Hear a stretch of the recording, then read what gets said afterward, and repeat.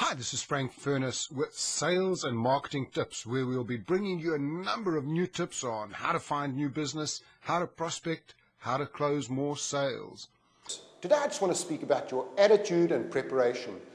Every time you're going to go into a sales call, take a few minutes before you go in and just think about what you're going to say. Prepare your questions. Know what you're going to say right up front. Have an objective for the call. What is the objective? Maybe it's just to establish a relationship. Maybe it's a fact-finding exercise. Maybe it's a closing exercise. Know what you're going to say. Get enthusiastic.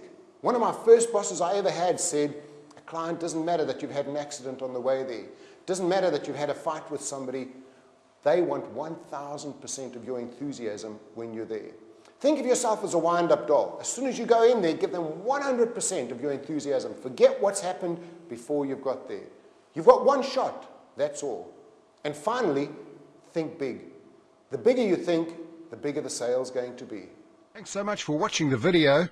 And as a little gift, please go to frankfurnessresources.com/downloads.